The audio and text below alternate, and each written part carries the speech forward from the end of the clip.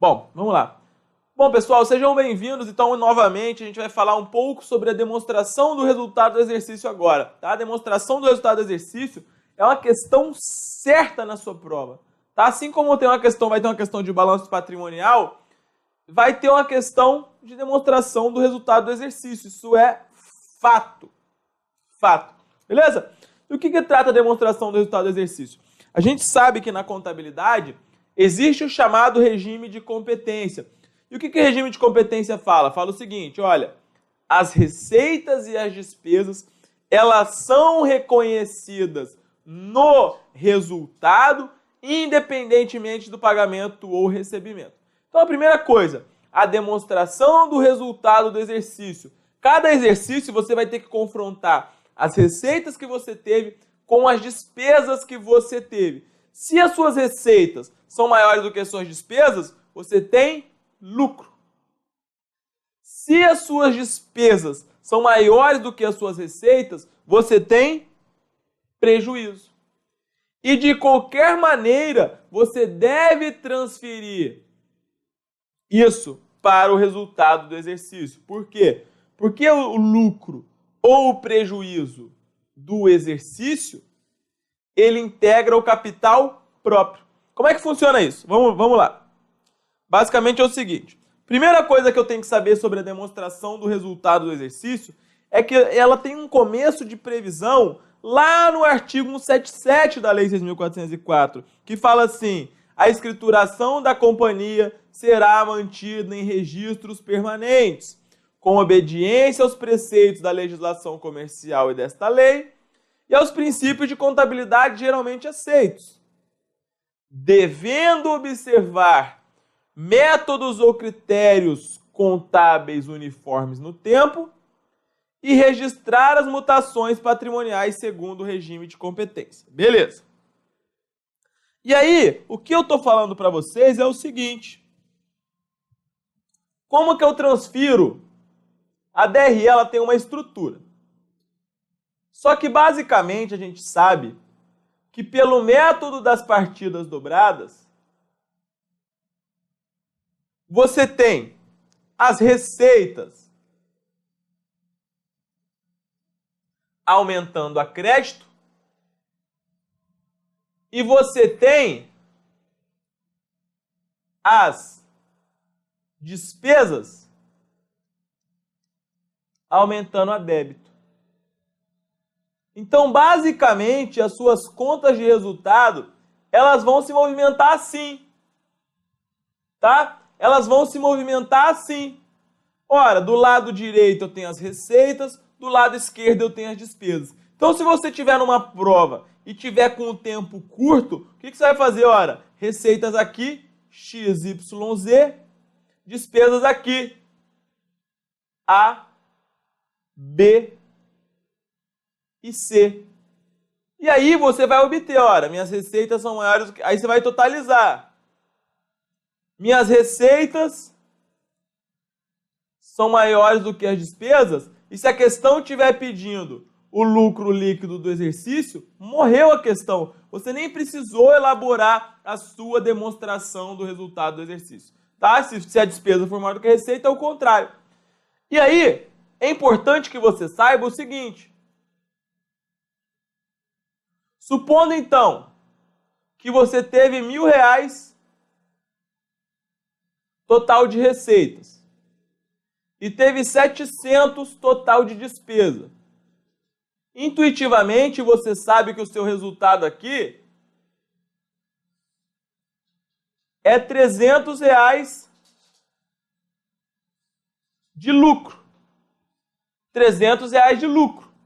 E aí, como eu disse, você tem que transferir isso para o PL. Você tem que transferir isso para uma conta que é chamada de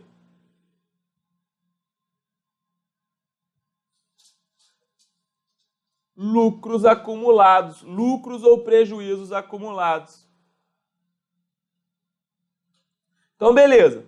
Esses 300, como é que eu transfiro lá para o PL? Bom, se a sua despesa, ela está aqui, se o seu lucro está aqui lançado a crédito, né, porque ele tem um saldo que está sobrando, é um saldo credor, você tem que zerar a DRE. A gente fala que as contas de resultado, elas são zeradas ao final do exercício. E zerar, como é que eu faço isso? É só você chegar aqui e lançar, ó. 300. Quando você faz isso, você está zerando. E você vai lançar isso como contrapartida o quê? Em lucros acumulados. Lá no PL. 300. Assim.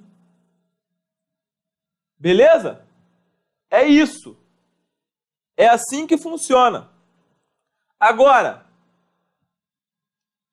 se você está aqui na sua DRE e você teve despesas de 1.500 e você teve receitas de 1.100.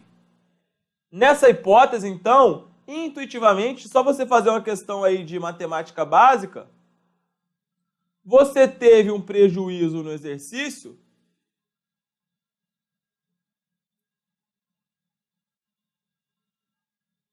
de 400. Tá? Você teve um prejuízo no exercício de 400. E aí, como é que eu transfiro isso para o balanço? Você faz aqui, ó, 400 aqui para poder zerar e joga para cá, 400.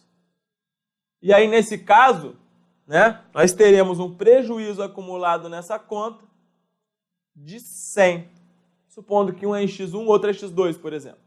Beleza? Isso é importante, então, que você compreenda, tá, galera? Esse é o primeiro ponto aí importante que você tem que compreender sobre a demonstração do resultado do exercício. Às vezes você pode matar algumas questões simplesmente fazendo essa continha básica, tá bom? E aí, nós vamos para um outro conceito importante, que é o conceito de receitas e despesas, que está previsto no CPC 00.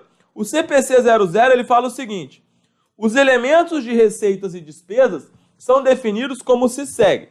Aí tem a: receitas são aumentos no benefícios econômicos durante o período contábil, sob a forma de entrada de recursos ou do aumento de ativos ou diminuição de passivos, que resultem em aumentos do PL e que não estejam relacionados com a contribuição dos detentores dos instrumentos patrimoniais. Pessoal, então receita é o seguinte: aumento no benefício econômico durante o período contábil, sob a forma de entrada de recursos, ou seja, você está aumentando o benefício econômico. Como? Por exemplo, você vendeu mercadoria. Então você está aumentando o benefício econômico que você tem da sua empresa sob a forma de uma entrada de recursos, porque você vendeu mercadoria à vista. Você pode ter também um aumento do ativo, se você vendeu mercadoria a prazo. Nessa hipótese, não está entrando recurso automaticamente. Você vendeu mercadoria a prazo. Ou você pode ter ainda diminuição de um passivo. A receita, ela pode ser a diminuição de um passivo. Por exemplo,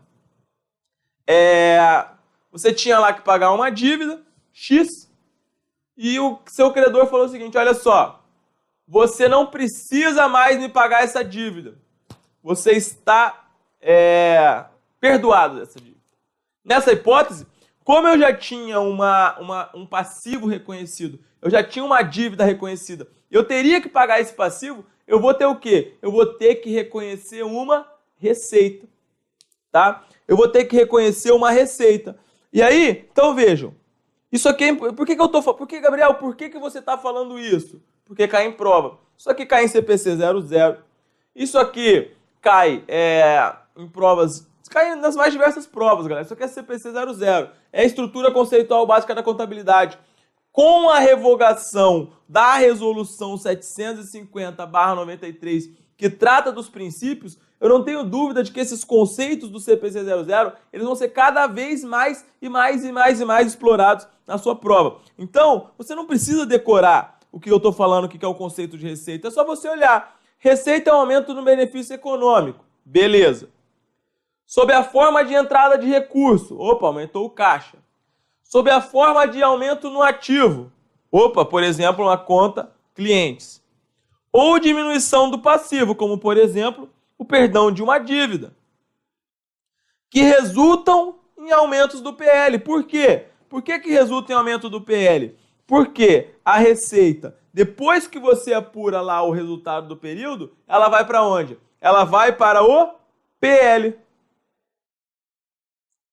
E aí, e que não estejam relacionados com a contribuição dos detentores dos instrumentos patrimoniais. Ou seja, por exemplo, um aumento de capital social não é receita.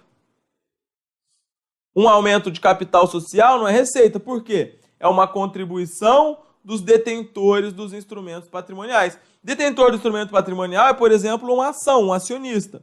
O instrumento patrimonial é, por exemplo, uma ação. Os pronunciamentos contábeis... Nossa, tá horrível esse fio para fora. Os pronunciamentos contábeis, eles usam um linguajar que é bastante técnico, né? Mas é só você ver que não tem a ver com a contribuição dos detentores dos instrumentos patrimoniais. Instrumento patrimonial seria, por exemplo, uma ação. Então, beleza. Esse é o conceito de receitas que nós temos. E aí você não precisa decorar. É só você pegar uma receita qualquer lá que você imagina e você ver se vai se encaixar nesse conceito.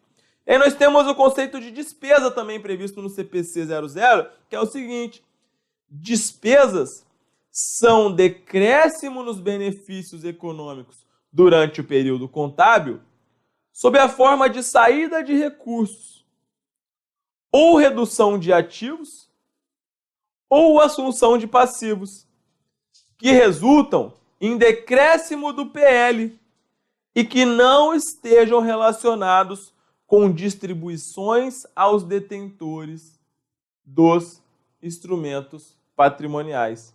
Então, basicamente é o seguinte, olha só, despesa é uma redução do seu benefício econômico. Como assim? Ah, porque você está saindo dinheiro do caixa, porque você está se comprometendo, você está adquirindo um passivo. Então, vamos lá. Despesas são decréscimos nos benefícios econômicos durante o período contábil, sob a forma de saída de recurso, ou seja, você tem uma despesa e você já paga. Isso é uma maneira, tá? Se tem uma despesa e essa despesa já está paga, está saindo dinheiro do caixa. Ou sob a forma de redução de ativos, como, por exemplo, uma despesa de depreciação. Uma despesa de depreciação, a gente sabe que é uma parte vai lá para o resultado e a contrapartida é a conta depreciação acumulada, que é uma conta retificadora do PL. Uma despesa também, ela pode ter como contrapartida a assunção de passivos. Pessoal, a assunção de passivo é quando você está assumindo uma obrigação. Então, por exemplo, eu tenho salários do período. Vamos prestar atenção. Eu tenho salários do período. Tá. Esse salário do período, se ele for quitado, sai o dinheiro direto do caixa. Esse salário do período, se ele vai ser quitado posteriormente, vai aumentar o passivo. Então vejam como é importante esse conceito. Por exemplo, tem uma questão muito clássica da ESAF, que é uma questão que caiu, se eu não me engano, no MPOG, no Ministério do Planejamento, em 2010. E essa questão ela falava o seguinte, ela tinha lá uma série de fatos contábeis e falava o seguinte, salários do período, quitados ou não. Então a primeira coisa que tem que saber, bom, salários do período quitados ou não, galera, salários do período compõe toda a despesa de salário que você tem. Então essa despesa de salário é o que eu falei, quitado ou não. A questão que você tinha que ter o bom senso para saber se salários do período quitados ou não. Era uma conta de despesa ou era uma conta do passivo? Só que vejam, eu falei que salário do período ele pode ser quitado quando sai dinheiro do caixa ou ele pode ser o salário a pagar, quando você vai ter uma obrigação no passivo. Então, o salário do período, independente de estar quitado ou não, é uma conta de despesa. Então, vejam, você não precisa decorar esse conceito. Você não precisa decorar esse conceito. O que você tem que saber é, despesas são decréscimos nos benefícios econômicos, sob a forma de saída de recursos, ou redução de ativos ou assunção de passivos, que resultam em decréscimo do PL e que não estejam relacionados com distribuições aos detentores dos instrumentos patrimoniais. Beleza? Próximo.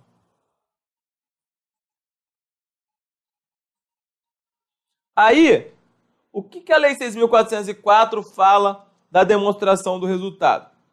Tá? Existem disposições da DRE, tanto na Lei 6.404 quanto no CPC 26. CPC 26 é o chamado Apresentação das Demonstrações Contábeis.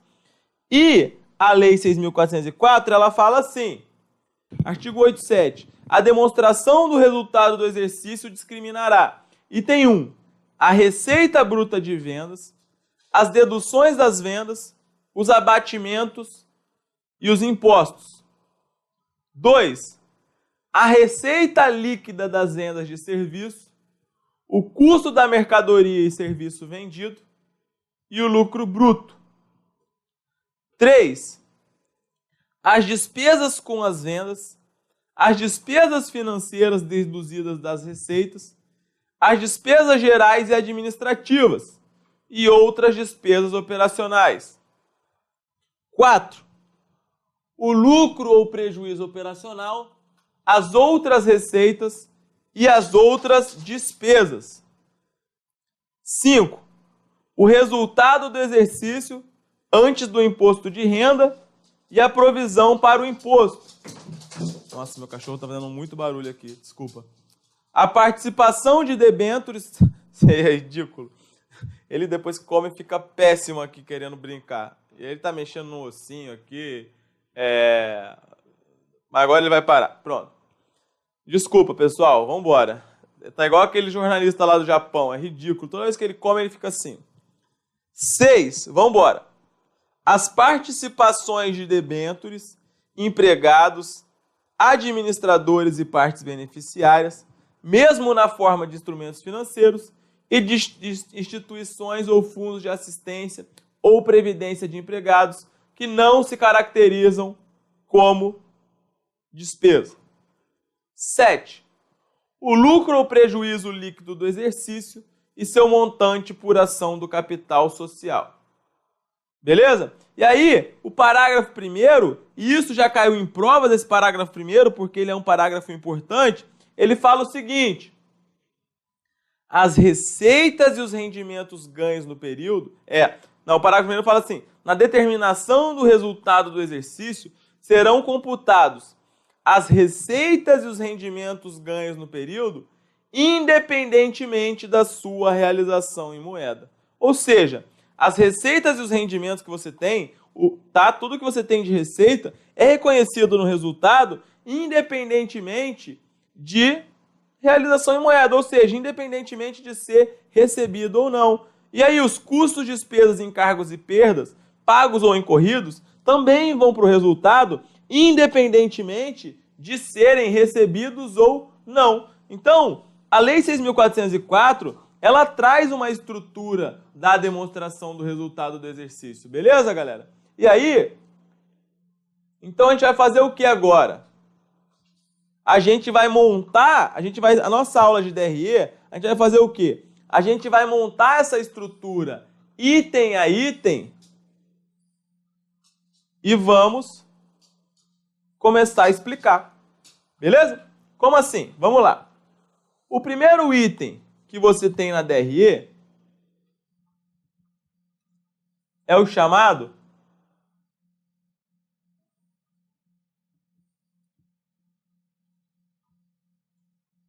faturamento bruto. Na verdade, a maioria das demonstrações de resultado não vão começar do faturamento bruto, beleza, galera? Elas vão começar da receita bruta.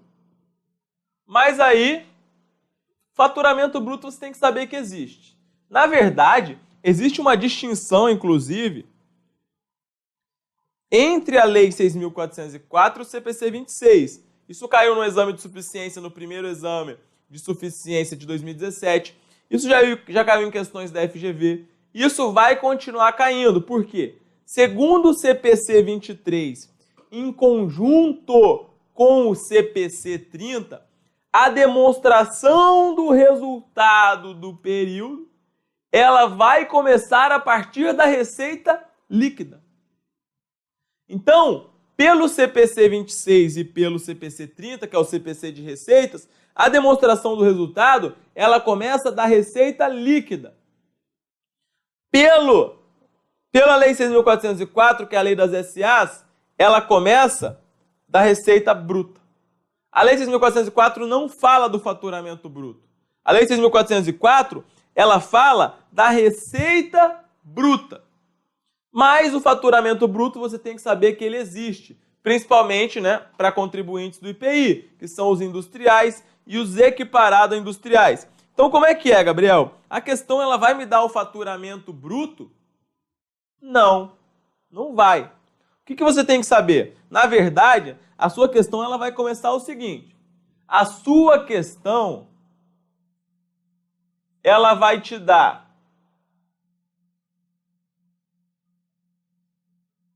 a receita bruta, que é o valor que você praticou na venda. E aí, se essa empresa for contribuinte do IPI, você vai fazer o seguinte. IPI, para quem não sabe, é o imposto sobre produtos industrializados. Você vai ter que fazer o seguinte. Você vai ter que somar o IPI aqui por fora.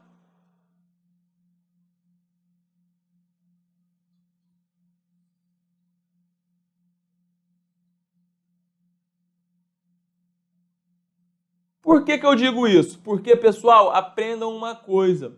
O IPI, quando ele incide em determinada operação, ele é um imposto que a gente chama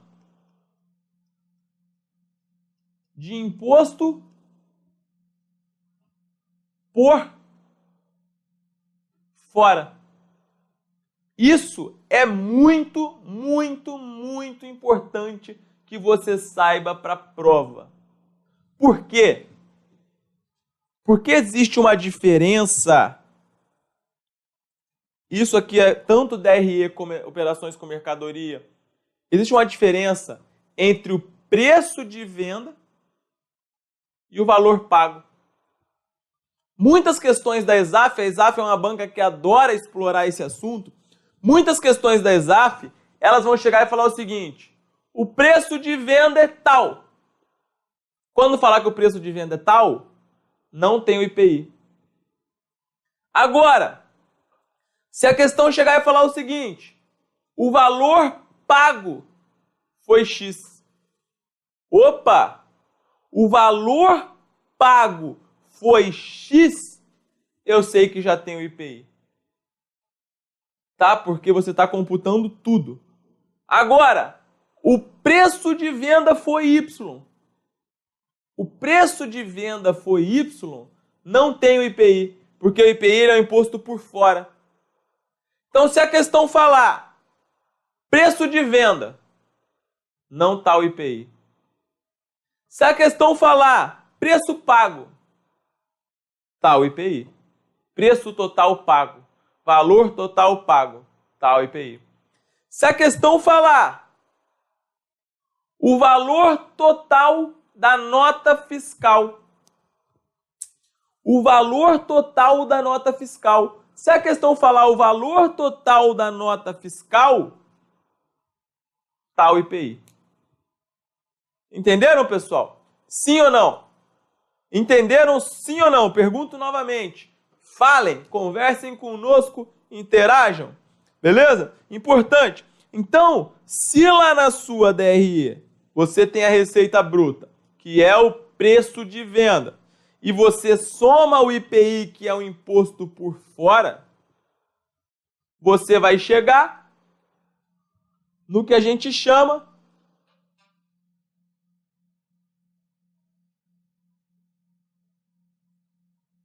de faturamento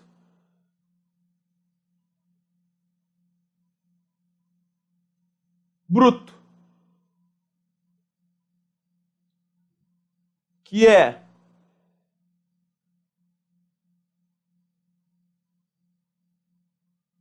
a receita bruta de venda mais o IPI. Beleza. Aqui, isso que eu falei para vocês resolve questões de prova. Várias. Tranquilo. Chegamos lá. Receita bruta de vendas. Aí a lei fala as deduções das vendas. As deduções das vendas são as deduções da receita bruta.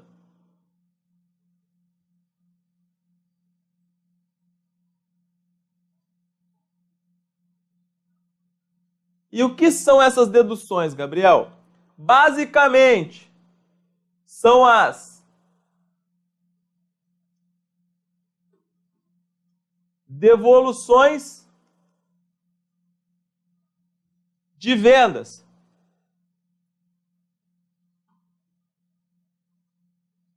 São os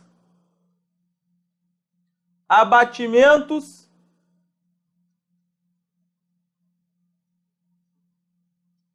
sobre vendas. São os descontos incondicionais ou comerciais.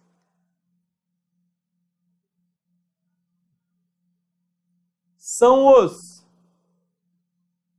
tributos sobre vendas. Por que tributos? Porque aqui você não tem somente impostos. Tributo é um gênero, né, do qual resultam os impostos. Imposto é apenas uma espécie. PIS e COFINS não são impostos, são tributos. O que mais? Temos aqui também um item que a lei não falou, mas que consta. Ajuste a valor presente sobre clientes. Só isso. Feito isso, a gente chega no que a gente chama de receita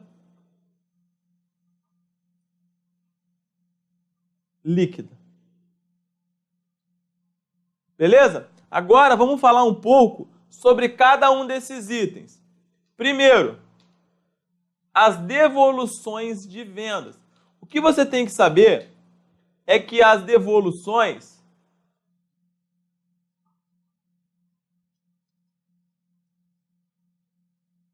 na DRE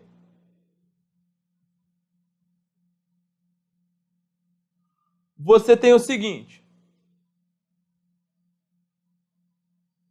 as devoluções do exercício, as devoluções do exercício atual, elas são redução da receita bruta. como eu já demonstrei aqui. Agora, as devoluções referentes a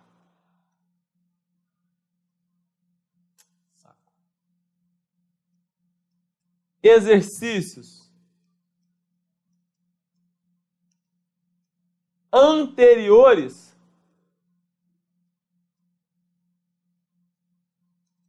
essas aí são consideradas despesas operacionais. E Gabriel, eu tenho que saber fazer o lançamento das devoluções para a prova? Infelizmente, sim, porque pode cair na sua prova. Então, vamos dar um exemplo rápido. Você teve aqui uma venda à vista no valor de 1.000. Essa mercadoria que você vendeu por 1.000 teve um custo de 700. E você tem o ICMS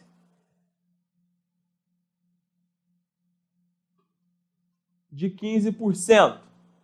Como é que eu contabilizo isso?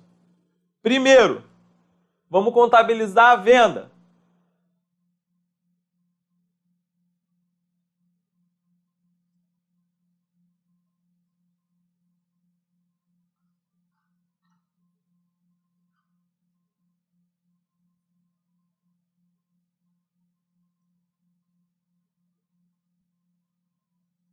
Você vai abrir aqui conta caixa e aqui receita bruta de vendas. Ok, vendeu por 1.000, seu caixa aumentando, ativo aumenta a débito, 1.000. Receita aumentando, receita aumenta a crédito, 1.000. Show! O que mais que temos que fazer? Temos que dar baixa no estoque. Para dar baixa no estoque, a gente lança aqui estoque, conta do ativo, ICMV, conta de despesa. Então, se a gente tinha um estoque aqui de X, a gente vai baixar aqui, reduzindo. A contrapartida é aqui, CMV, que é uma conta de despesa, que aumenta a débito. Falta um lançamento ainda, que é o ICMS. Como é que eu lanço? Você vai fazer aqui ICMS sobre venda, que é uma conta do quê? É uma conta de despesa, também dedução da receita bruta. E aqui você vai abrir uma conta chamada ICMS a recolher. ICMS a recolher é uma conta do quê? É uma conta do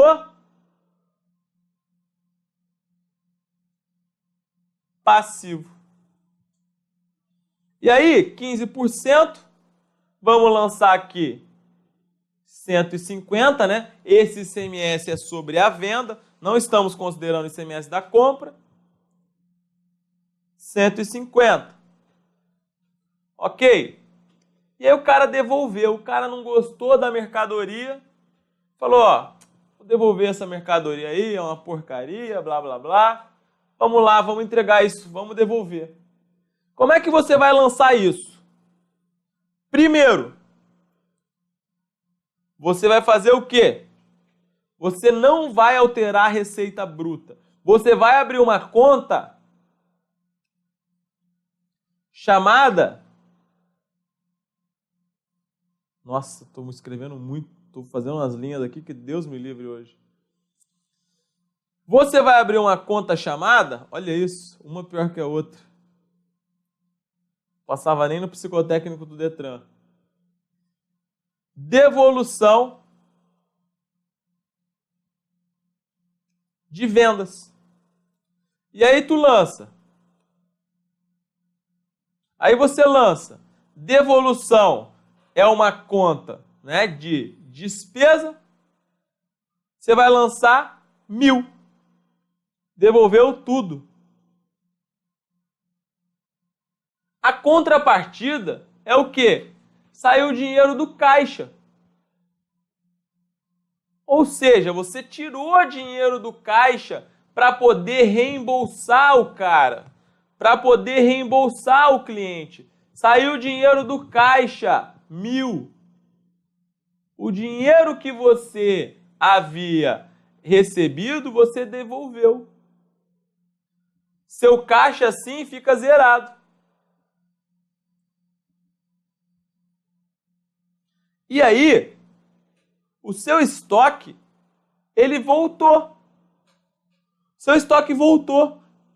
Você vai aumentar o seu estoque novamente e vai zerar o efeito que você teve aqui anteriormente.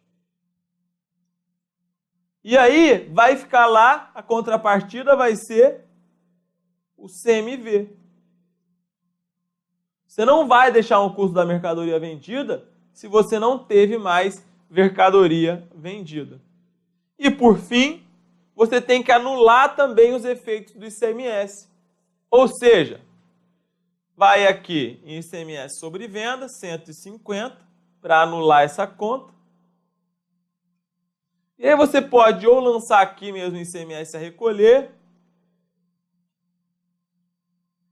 ou você abre a conta ICMS a recuperar no ativo, que vai ser um direito, né? Que você, se o cara devolveu, você vai ter um direito para poder se creditar, né? Se creditar no sentido contábil desse valor. E aí você vai lançar aqui 150.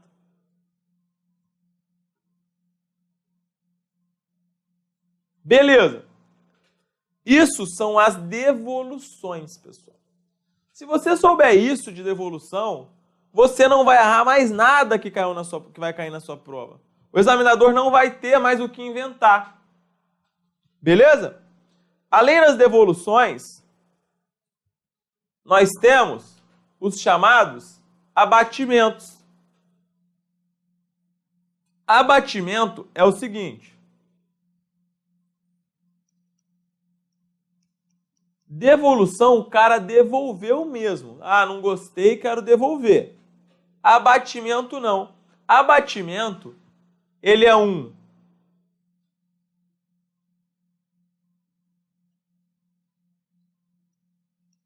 desconto posterior, tá? Você vai dar um desconto posteriormente por conta, por exemplo, de um defeito, por conta, por exemplo, de uma cor errada, por conta de um tamanho que você vendeu equivocadamente. Então você vai dar um abatimento justamente para que o cara não devolva. Você fala assim, olha, eu não quero que ele devolva. Então o que eu vou fazer? Eu vou dar um abatimento. Beleza. E é importante você saber também que aqui as devoluções, é muito importante isso, galera, foi mal. A devolução, ela vai afetar a base de cálculo dos tributos.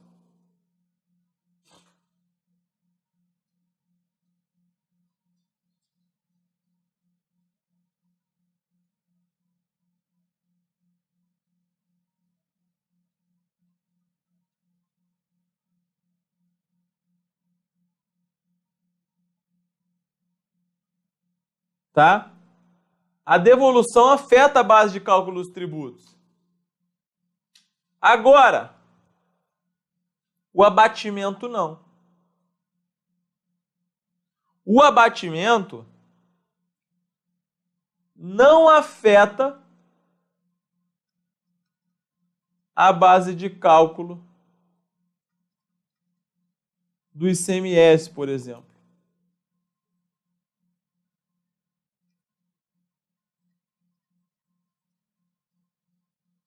Importante. Abatimento basicamente é isso. O que mais? Depois disso, vejam, vamos voltando. Devoluções, abatimentos, descontos incondicionais ou descontos comerciais. Pessoal, o que é um desconto?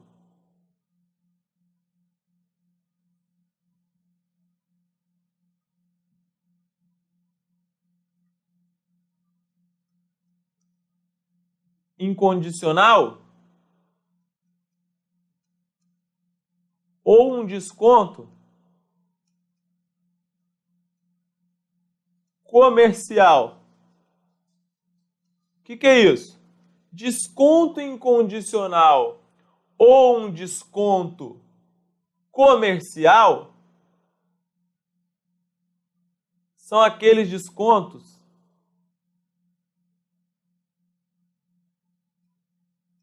concedidos na negociação, tá? São aqueles descontos que são concedidos na negociação. Vejam o que o próprio nome diz. É um desconto incondicional, é um desconto comercial. Galera, o que eu estou falando é o que cai em prova. O que eu estou falando é o que cai em prova. É o desconto incondicional ou desconto comercial, é aquele que é concedido na negociação. Ele não está sujeito à condição. Beleza? E aí qual que é a diferença? A diferença é o seguinte, que esse desconto é o seguinte, você fala assim, ó, o cara vai comprar uma mercadoria que custa 100. E aí o vendedor fala, olha só, aí o cara fala, olha, não vou pagar 100, eu pago 95. Eu pago no máximo 95. E você, para não perder o negócio, você fala o seguinte, então tá, 95 tá feito. Você dá um desconto pro cara no ato de 5. Então vejam, você deu um desconto de 5 para que a compra, para que a venda fosse efetivada. E esse desconto é o que a gente chama de desconto incondicional ou desconto comercial. Agora nós temos também, e esse aqui é dedução da receita bruta. Nós temos também o chamado desconto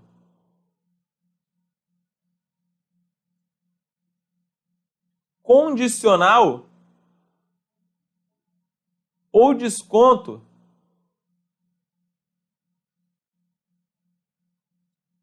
financeiro.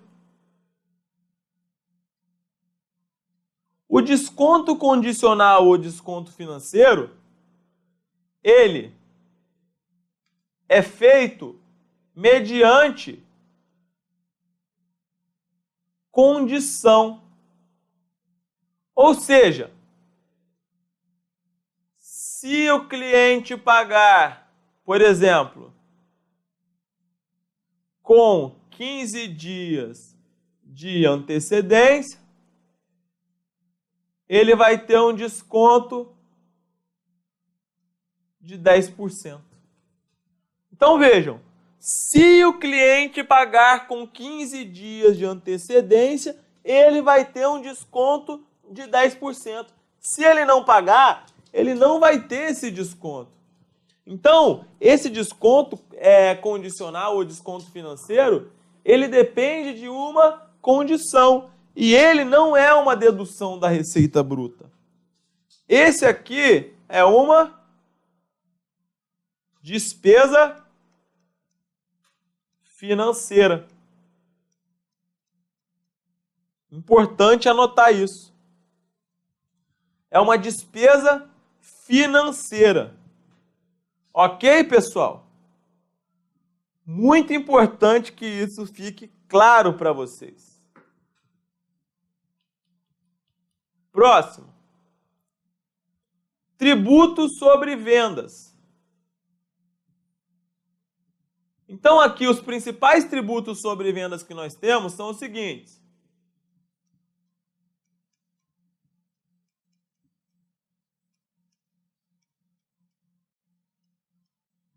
Você vai ter aqui a receita bruta de vendas. E aqui, você vai ter o ICMS. Você vai ter PIS/COFINS. Você vai ter o ISS. Esses aqui são, como eu já disse, deduções da receita bruta. Esses tributos, eles são tributos por dentro. O que implica dizer que um tributo ele é um tributo por dentro? Significa que ele já está o quê? Que ele já está embutido no preço.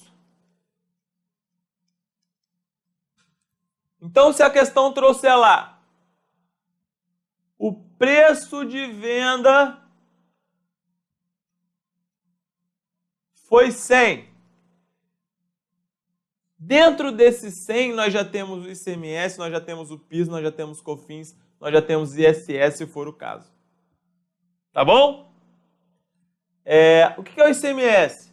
O ICMS ele é um imposto sobre circulação de mercadoria.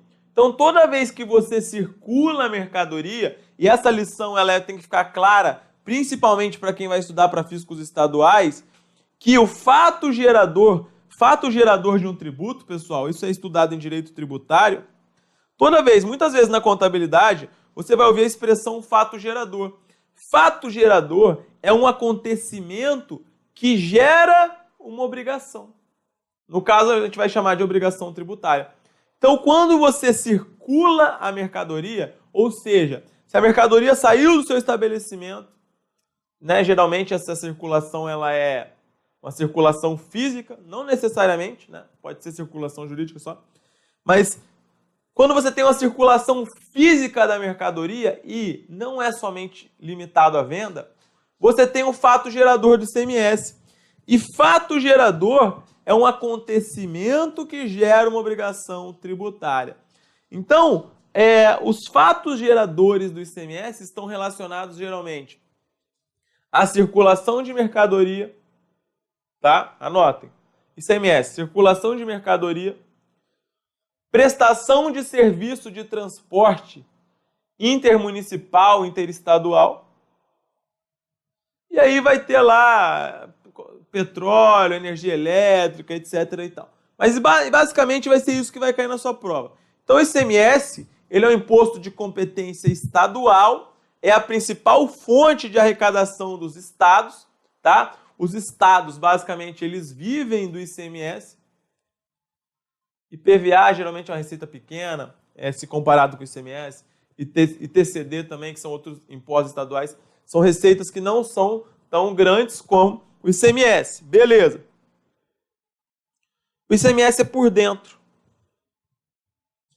E aí nós temos também o PIS/COFINS.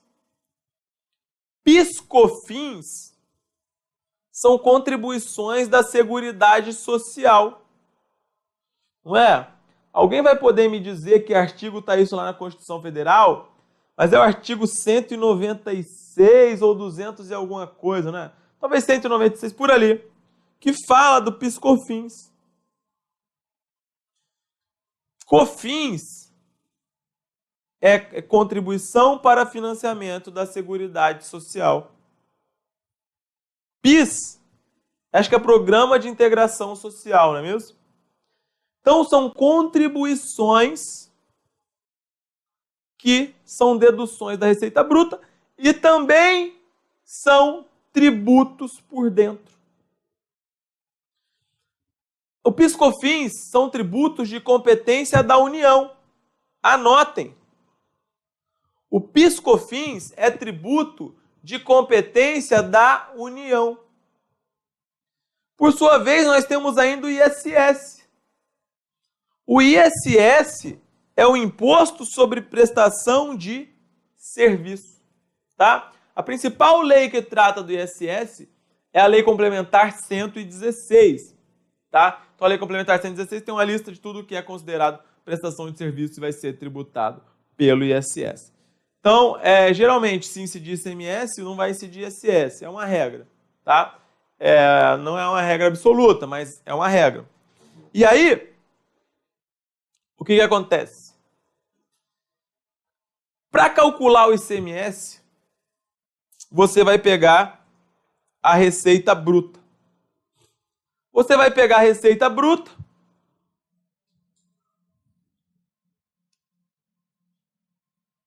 vai tirar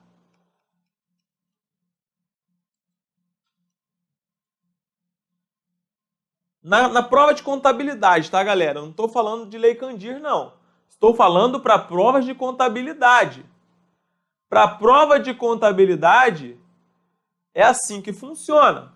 Para calcular o imposto verdadeiramente, você tem um trabalho que é maior, não é só isso. Então, você vai pegar lá na sua prova a receita bruta, vai tirar as devoluções, vai tirar os descontos incondicionais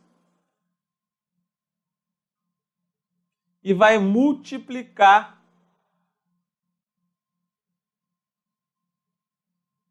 pela alíquota. Ok, galera? É assim que você vai calcular o ICMS. O ISS é a mesma coisa. Agora, PIS/COFINS. PIS/COFINS era também o mesmo entendimento. Só que recentemente nós tivemos um entendimento do Supremo Tribunal Federal que diz o seguinte: olha só, você calculava o PIS/COFINS sobre a receita bruta. Estou falando em termos de contabilidade, beleza? Não vou usar os termos específicos. Você calculava o PIS/COFINS sobre a receita bruta. Só que quando você calcula o PIS e COFINS, você pega lá PIS e COFINS e aplica sobre a receita bruta, nesse valor da receita bruta, existe um ICMS. Tem um ICMS dentro desse valor da receita bruta. Então, quando você pega lá a receita bruta de vendas e aplica a alíquota do PIS, aplica a alíquota da COFINS, você está calculando um tributo em cima também do ICMS. Você não está calculando a PIS/COFINS somente em cima daquilo que é receita da empresa. Você está pegando esse tributo da União, está fazendo com que esse tributo incida em cima do imposto de competência estadual e a empresa vai ter que pagar um tributo sobre uma coisa que nem é receita dela. Então, isso gerou essa discrepância, né? Quem sou eu para falar se é uma discrepância ou não? Isso gerou milhares de processos judiciais. Nós temos hoje ajuizados no Brasil mais de 10 mil ações relativas a esse assunto. Então, o que acontece? O que aconteceu? Chegou o Supremo Tribunal Federal e falou o seguinte, falou, olha só, pessoal, Se você calcular a PIS e COFINS em cima da receita bruta, você está incidindo isso no ICMS. E você está onerando a empresa com uma tributação que não é parte dela, porque ela está tendo que pagar PIS e COFINS em cima do ICMS. Então, de acordo com um novo entendimento do Supremo Tribunal Federal, agora você vai fazer o quê? Você tem que tirar o ICMS da receita bruta e aí você vai calcular a PIS/COFINS. Entenderam, pessoal? Sim ou não? Entenderam? Sim ou não?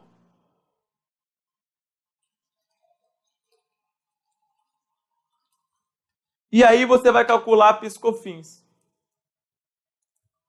Esse é o entendimento que vai prevalecer agora em diante. Ah, Gabriel, mas então o que você está falando? Para calcular a PIS/COFINS, você vai abater o ICMS da receita bruta. É assim que vai cair em prova? Por que eu estou perguntando? Por que eu estou falando? É porque essas questões ainda não começaram a ser cobradas pelas bancas. Essa decisão do Supremo, ela tem efeito interpartes, embora tenha repercussão geral, porque o prejuízo ao erário, né? Erário, para quem não sabe, é o tesouro. O prejuízo estimado são de 250 bilhões. Então, o que a União está pedindo? A União falou o seguinte, olha só, pelo menos, eu gostaria, quem estuda controle de constitucionalidade, sabe que o Supremo Tribunal Federal, ele pode modular os efeitos de uma decisão dessa, não pode? Então, o que se tem pedido, que a Procuradoria-Geral da Fazenda Nacional ela está pedindo, é o seguinte, olha só, a gente já foi prejudicado por essa decisão, porque o prejuízo está sendo para quem? O prejuízo está sendo para a União. Porque o ICMS vai continuar incidindo normal. Agora, PIS e COFINS são tributos de competência de quem? PIS e COFINS é tributo de competência da União. Então, a União tem um prejuízo estimado de 250 bilhões, se computar os processos que estão, acho que desde 2009 até 2014, alguma coisa assim, 2015, sei lá, 2016, não sei, 250 bilhões. Agora, a União está pedindo para modular.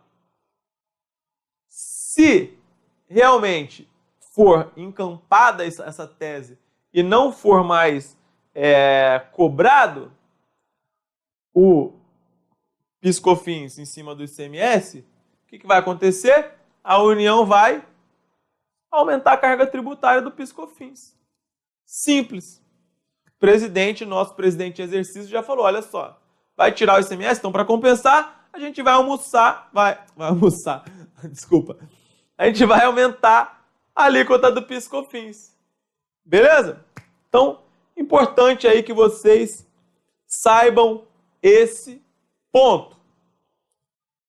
Gabriel, o que eu levo para a prova? Nós ainda não temos questões sobre esse assunto. É uma decisão muito recente.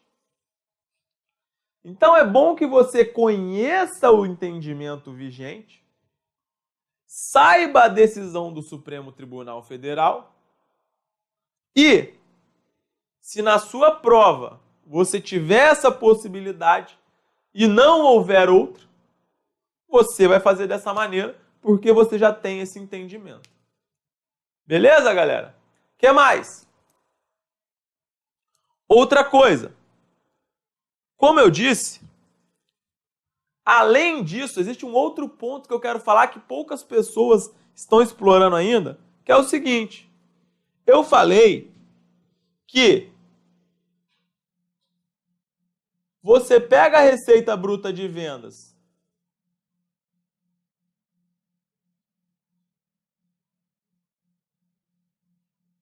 e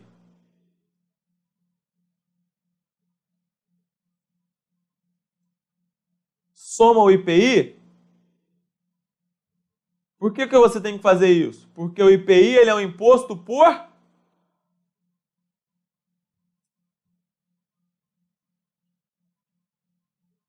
fora.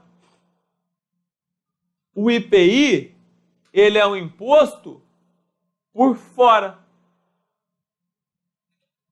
E vejam só, um outro entendimento que agora eu tenho, não tenho convicção, mas eu tenho uma chance grande de ser cobrado. Eu tenho uma espécie, não é premonição, porque é muito prepotente falar isso. Eu tenho uma leve convicção de que isso aqui vai ser cobrado em prova. Que é o seguinte. O artigo 14, parágrafo 2º da Lei 4.502, falava o seguinte, olha só. Para calcular o IPI, o que eu falei? Você chega lá, pega a receita bruta de vendas e multiplica pela alíquota do IPI. Era basicamente isso. Lei 4.502 de 60 e tantos. E aí, o artigo 14, parágrafo 2º dessa lei, fala o seguinte: não podem ser deduzidos do valor da operação os descontos, diferenças ou abatimentos concedidos a qualquer título, ainda que incondicionalmente. Então, pessoal, vejam só. A legislação do IPI falava o seguinte, olha, a sua base de cálculo do IPI é tudão. Então, o que você vai fazer? Você vai pegar ali a sua receita bruta de vendas e vai aplicar o IPI. Tá? É óbvio que é mais complexo. Eu estou falando em termos de... Eu estou falando para você resolver provas de contabilidade. Se você quiser estudar isso a fundo, você vai lá na prova de legislação tributária. O nosso objetivo é que você sente, quando você sentar a sua bunda lá na cadeira para fazer a prova, você mate a questão. Beleza? Então, a legislação falava, olha, você pega a receita bruta de vendas, multiplica pelo IPI, pronto. Não importa desconto incondicional, porque a gente viu que no ICMS você tem que tirar o desconto. Você tem que tirar esse desconto incondicional. Você tem que tirar as devoluções. Só que para o IPI, não. A legislação do IPI falava assim, olha só. Você não pode deduzir do valor da operação os descontos incondicionais. Pega a receita bruta de venda, calcula o IPI, tal. Essa decisão, ela foi em 2015. E ela foi uma decisão num recurso extraordinário que foi basicamente a mesma coisa que aconteceu com PIS/COFINS aí na base de cálculo ICMS. E aí o Supremo Tribunal Federal veio e falou o seguinte, olha só, lá atrás já, falou, olha só, negativo. O desconto incondicional, ele tem que ser abatido da base de cálculo do IPI. Então anotem, vou falar mais uma vez. O desconto incondicional hoje, se aparecer na sua prova, ele tem que ser abatido para calcular o IPI. Beleza? Então você não vai simplesmente pegar a receita bruta de venda e jogar o IPI nessa alíquota. Não. Se tiver um desconto incondicional, você vai retirar. Por quê? Porque antes, essa decisão do Supremo, ela estava num efeito interpartes, ela estava apenas num processo específico, embora tivesse sido reconhecida a repercussão geral. Agora não. Agora veio o Senado Federal e editou a resolução número 1 de 2017. E eu pergunto, você conhece a resolução número 1 de 2017 do Senado Federal? E o que ela fala? Né? O Senado Federal ele tem essa competência. Ela fala o seguinte, o Senado Federal resolve, artigo 1º, é suspensa nos termos do artigo 5210 da Constituição Federal, né? Acho que esse 5210 fala das competências do Senado mediante resolução. E aí fala o seguinte: é suspensas no termo do artigo 5210 da Constituição Federal a execução do parágrafo 2º do artigo 14 da Lei 4.502, de 30 de novembro de 1964, com a redação conferida pelo artigo 15 da Lei 7.798, de 89, declarado inconstitucional por decisão definitiva proferida pelo Supremo Tribunal Federal nos autos do recurso extraordinário 567-935, apenas quanto à previsão de inclusão dos descontos incondicionais na base de cálculo do IPI. Entenderam, galera? Entenderam isso? Então, duas decisões jurídicas importantes que nós temos. Primeira, quando você vai calcular o PIS e COFINS, você vai tirar o ICMS. Isso já vai ser cobrado em prova? Provavelmente as bancas vão começar a cobrar. É certo que já vão começar a cobrar? Não, porque ainda o processo ainda está em trâmite. A outra, antigamente, para você calcular o IPI, você pegava só a receita bruta e jogava a alíquota do IPI. Agora, se a sua questão der um desconto incondicional, você vai lembrar que o artigo 14, parágrafo 2º da Lei 4.502, que trata sobre a base de cálculo do IPI, ele foi declarado suspenso por meio da resolução número 1 de 2017 do Senado Federal. Então, a partir de agora, o que você vai fazer? Tem um desconto incondicional? Retira para o cálculo do IPI. Beleza? Então, importantíssimo esses pontos. Nós estamos falando aqui das vendas somente. Os tributos sobre compra serão outras, vai ser tratado em outra aula, vai ser tratado quando nós falarmos sobre operações com mercadorias. Não vamos falar disso agora na demonstração do resultado do exercício. Beleza, galera? Então,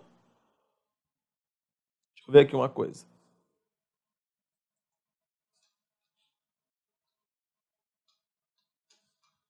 Basicamente, o que eu trouxe para vocês hoje eram esses assuntos.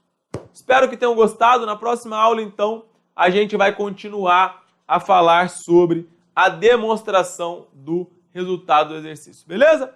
Agradeço a presença de todos aí que dedicaram muitas horas do seu dia para assistir a nossa aula. É uma grande satisfação estar aqui falando para vocês. Beleza?